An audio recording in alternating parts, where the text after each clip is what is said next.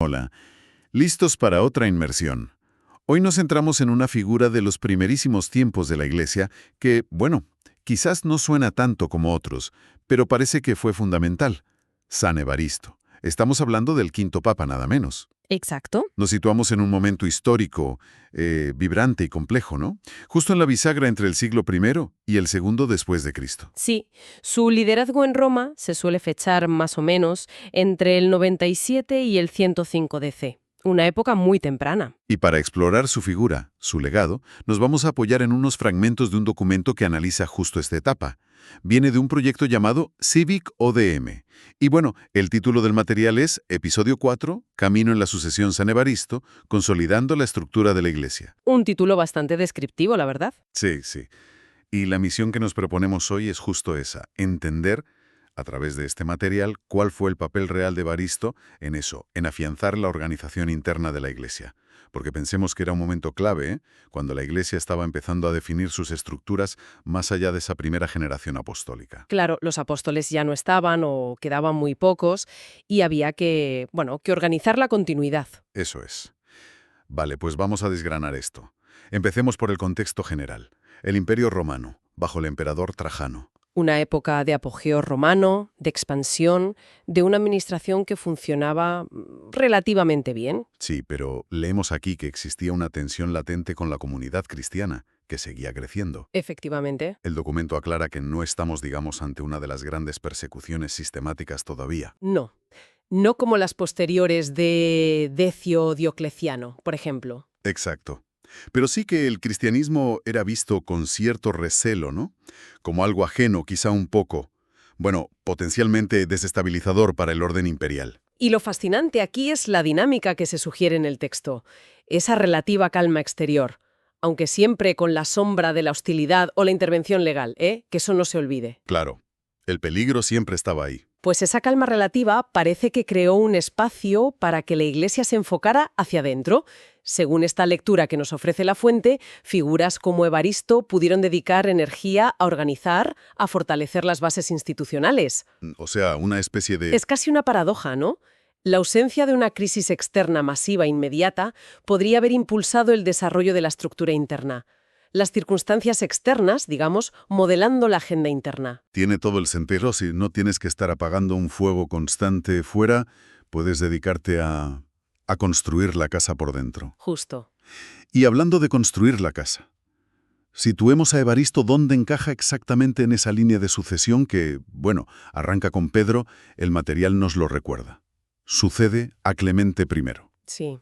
Si rebobinamos un poco, la secuencia que se establece es Pedro, Lino, Anacleto, Clemente. Y ahí llega Evaristo, el quinto en esa cadena de liderazgo en Roma. La quinta piedra, podríamos decir, en esa construcción. Y esto no es una simple tradición oral sin más, ¿verdad? El documento destaca que su figura y su posición están atestiguadas en fuentes tempranas importantes. Aparece mencionado en listas de obispos de Roma que son cruciales, como las que recopiló San Ireneo de León. Ya en el siglo II, que es muy pronto. Sí, sí. O las del historiador eclesiástico Eusebio de Cesarea, un poco más tarde. ¿Qué importancia tiene realmente que ya tan pronto se llevaran estas listas? ¿Qué nos dice eso? Pues es enormemente significativo. A ver, que tengamos constancia de estas listas episcopales desde fechas tan tempranas, incluyendo a Evaristo, nos dice mucho sobre la autoconciencia de la Iglesia primitiva. Si conectamos esto con el panorama general, lo que emerge es una noción clara y temprana de sucesión apostólica. Ajá. Es decir, la idea de que el liderazgo, particularmente en sedes importantes como Roma, se transmitía como un testigo, ¿sabes? Una responsabilidad ministerial heredada de los apóstoles. ¿Como una cadena? Exacto, una cadena viva. Y el material subraya que esta autoridad no se concebía como un poder político al estilo romano, ojo con eso, Entiendo. sino como una custodia de la fe y la tradición. Y esto es relevante porque, choca con algunas interpretaciones que pintan a la Iglesia de los primeros siglos como algo mucho más etéreo, sin estructuras definidas, sin una conciencia clara de continuidad en el liderazgo. Estas listas sugieren justo lo contrario, que había una preocupación real por la legitimidad y la conexión con los orígenes. Entendido. O sea, ya desde muy pronto existía esa idea de somos los continuadores de aquello que empezó con los apóstoles. Muy claro. Ahora, vayamos al núcleo de lo que se le atribuye a Evaristo. Aquí es donde, según el documento, se pone realmente interesante su pontificado. Sí, aquí entramos en materia. Se habla de varias contribuciones clave para organizar la Iglesia en Roma, basadas en la tradición que recoge el texto. La primera que se menciona es la organización de las parroquias, o, como las llama el texto de forma más técnica, los títulos. Los tituli en latín, sí. Parece que Evaristo dividió la creciente comunidad cristiana de Roma en núcleos más manejables y, crucialmente, asignó presbíteros. Los sacerdotes o ancianos responsables de aquel entonces. Exacto. Para el cuidado pastoral de cada uno de estos núcleos. Estamos viendo aquí el embrión de la estructura parroquial que conocemos hoy. ¿Podríamos decir eso? En cierto modo sí. Es una de las primeras evidencias claras que se citan de una estructuración territorial eclesial dentro de una gran ciudad como Roma. A ver, más allá de las reuniones generales o en casas particulares, esto sugiere una organización más sistemática, una red pastoral incipiente. Vale. No debemos imaginarlo exactamente como las parroquias modernas, claro está, con sus edificios y todo eso. No, claro. Pero sí como un paso fundamental hacia una atención pastoral más localizada y estructurada bajo la autoridad del obispo. Era seguramente una respuesta práctica al crecimiento numérico y a la necesidad de una mejor organización comunitaria. Muy interesante. Una necesidad práctica que lleva a una innovación estructural. ¿Qué más se le atribuye? El documento habla de un refuerzo del ministerio episcopal. Sí, ese es otro punto clave. Se dice que trabajó para definir más claramente el papel del obispo como centro de unidad y referencia para la comunidad local. Esto parece especialmente relevante en una época donde podían surgir, y de hecho surgían, interpretaciones doctrinales divergentes o tensiones internas. Lo que luego se llamarían herejías, claro. Exacto. Reforzar la figura del obispo como punto focal de la ortodoxia y la comunión era, según esta perspectiva, una estrategia clave. Fundamental. Y el obispo de Roma, en la capital del imperio, empezaba a perfilarse con esta organización como un modelo a seguir, quizás. Exacto. No se trataba solo de administrar, sino de consolidar la identidad y la unidad doctrinal. Pensemos que en un mundo sin los medios de comunicación actuales y con comunidades dispersas, Claro, la comunicación era un desafío enorme. tener un referente claro en el obispo local era vital para mantener la cohesión. Y que esto se hiciera en Roma, la sede asociada a Pedro y Pablo, pues le daba un peso simbólico adicional.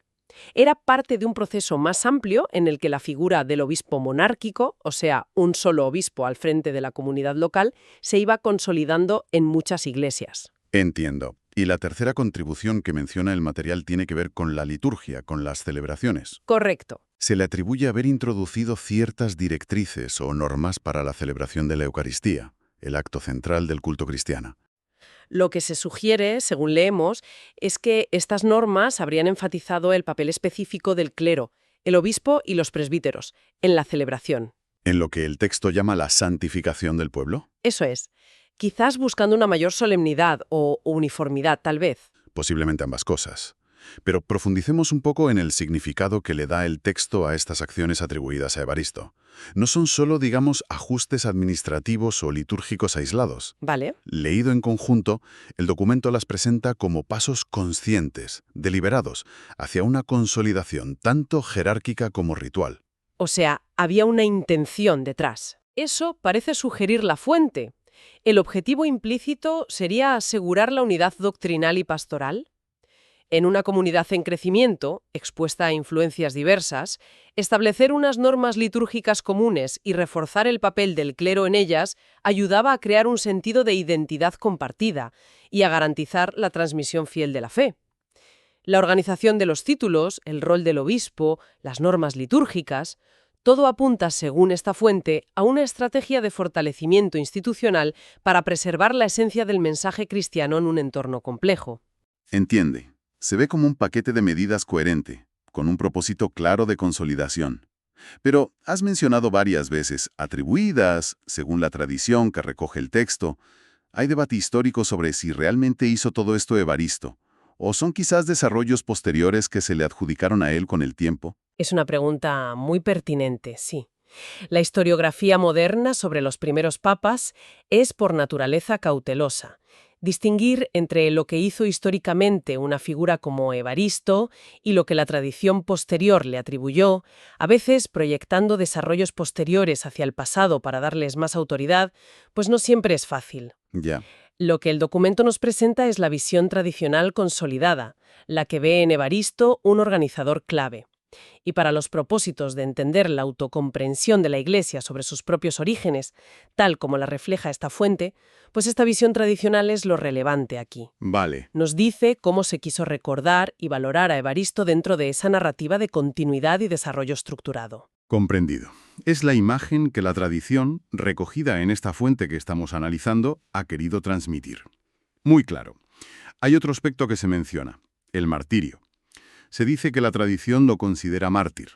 Sí, el texto lo señala. Aunque también, y esto es interesante, es honesto al indicar que las pruebas históricas directas sobre su martirio no son concluyentes, o que son débiles. Efectivamente. No hay relatos contemporáneos detallados de su muerte como mártir, a diferencia de otros casos más documentados. Entonces, ¿por qué se le considera mártir? Bueno, aquí de nuevo es crucial entender el contexto simbólico y teológico de la Iglesia primitiva. El martirio, dar la vida por Cristo, era considerado el testimonio supremo de fe, la imitación más perfecta del Maestro. La prueba definitiva. Exacto. Para los obispos y muy especialmente para el obispo de Roma, visto como sucesor de Pedro, quien según la tradición murió mártir en Roma, esta idea tenía una resonancia especial. Formaba parte del ideal del pastor, ¿no? El estar dispuesto a dar la vida por sus ovejas.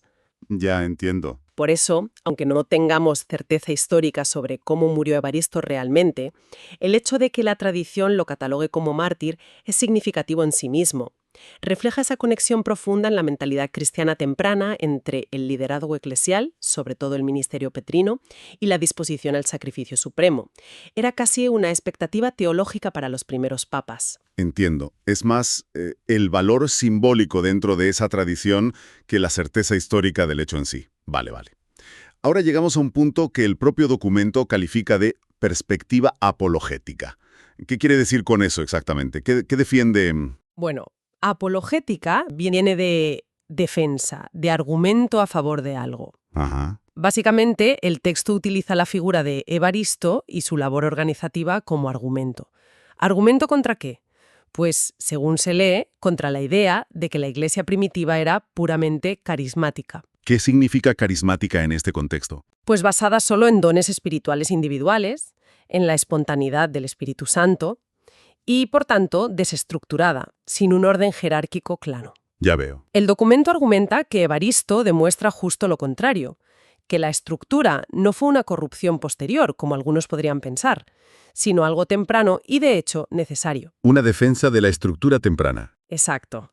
Y es importante desglosar cómo la fuente enmarca esta perspectiva apologética, esta defensa. Según leemos, la interpretación que ofrece es que los sucesores de los apóstoles, como Evaristo, entendieron que la estructura jerárquica, obispos, presbíteros, diáconos, etc., no era una mera invención humana conveniente, sino que formaba parte del diseño divino. Así lo expresa el texto. ¿Con qué finalidad?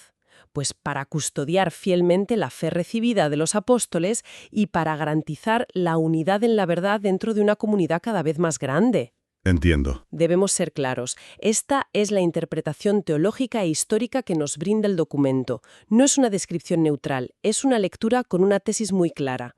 La estructura es parte esencial y querida por Dios para la Iglesia desde sus inicios. Entonces, la fuente no solo describe lo que, según la tradición, hizo Evaristo, sino que lo interpreta como prueba de un plan divino para la Iglesia organizada.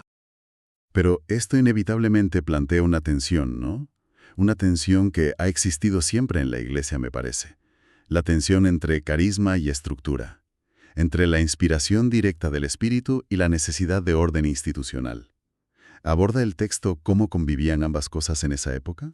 El texto no profundiza explícitamente en esa tensión, es verdad, pero sí la sugiere al contraponer la visión de una Iglesia estructurada con la de una puramente carismática. Lo que sí subraya es que desde la perspectiva que expone, la estructura no se veía como opuesta al carisma.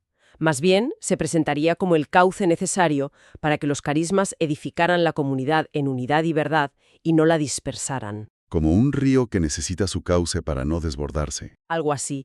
Es una cuestión fundamental y recurrente en la historia de las religiones y de muchas organizaciones humanas, en realidad. Cómo equilibrar la vitalidad, la espontaneidad, la inspiración, el carisma, con la estabilidad, la continuidad y el orden, la estructura, para poder perdurar en el tiempo y mantener una identidad coherente. Un equilibrio difícil. Muy difícil. Y la fuente que analizamos claramente se inclina por valorar la estructura como garante esencial desde muy temprano en la historia de la Iglesia. Entendido. Es una toma de posición clara dentro de ese debate histórico y teológico. Entonces, si intentamos recapitular lo esencial que hemos extraído de este análisis sobre San Evaristo, ¿qué nos llevamos? ¿Cuáles serían los puntos clave? Pues ya diría, basándonos en el material, emerge la imagen de un líder cristiano en Roma que en un tiempo de relativa calma externa, pero con riesgos latentes, puso el foco claramente en el interior. Sí, una mirada hacia adentro. Exacto. Su labor, tal como la presenta la tradición recogida aquí, fue decisiva para fortalecer la estructura organizativa de la Iglesia en la capital del imperio, que no era cualquier sitio. Y los pilares de ese legado serían, repasando, la organización de comunidades locales más pequeñas y definidas, los famosos títulos, con sus propios pastores, los presbíteros. Sí. El fortalecimiento del rol del obispo como eje de unidad y doctrina. Fundamental. Y la posible introducción de normas litúrgicas para dar cohesión al culto. Todo ello, y esto es importante, interpretado por la fuente como una estrategia consciente para dar solidez y coherencia a la Iglesia naciente, no como algo casual. Entendido. Y la idea central que el documento parece querer transmitir con todo esto es potente. Figuras como Evaristo ejemplifican cómo la Iglesia primitiva no era una nebulosa de ideas flotando en el aire. No era solo sentimiento o inspiración. No, sino que activamente iba construyendo su identidad sobre fundamentos concretos. ¿Cuál es? Pues los que hemos visto. La sucesión apostólica, como vínculo tangible con los orígenes y garantía de fidelidad. La liturgia compartida, como expresión común de la fe que une a la comunidad. Y la búsqueda de la unidad doctrinal y pastoral a través de una estructura organizada y jerárquica. Estos serían los cimientos que, según esta visión, permitieron a la Iglesia atravesar los siglos. Y el texto, de hecho, termina evocando esa imagen tan gráfica que mencionaste antes, la cadena viva de la sucesión apostólica. Sí, es una imagen poderosa. Presenta a cada obispo de Roma, cada papa, como un eslabón que conecta a la Iglesia a través del tiempo, manteniéndola unida a su origen en Cristo. Comprender esta continuidad histórica es, desde la perspectiva del documento, valorar la fidelidad de la Iglesia a su misión a lo largo del tiempo. Exacto. Y tal vez todo esto que hemos comentado, basado en la figura de Evaristo y la interpretación que ofrece la fuente, pueda suscitar una reflexión final para quien nos escucha. Algo que va un poco más allá del texto mismo, pero que surge de él. A ver. Si pensamos en esa temprana organización en Roma bajo Evaristo, esa búsqueda deliberada de estructura, de unidad, de normas compartidas en los primerísimos siglos, ¿qué nos sugiere sobre el papel general que juegan las estructuras, las tradiciones, incluso las reglas comunes, para que una comunidad, sea religiosa, social, cultural, la que sea, consiga mantener su identidad fundamental a lo largo de la historia? Claro, sobre todo enfrentando cambios de contexto radicales, como los que ha vivido la Iglesia y cualquier institución duradera. Justo. Y al mismo tiempo, esa misma comunidad necesita adaptarse a esos nuevos contextos para no quedarse anquilosada. Es ese equilibrio dinámico y a veces tenso, ¿verdad?, entre la permanencia de lo esencial y la adaptación a lo cambiante. Un desafío constante, sin duda. Ahí queda la reflexión.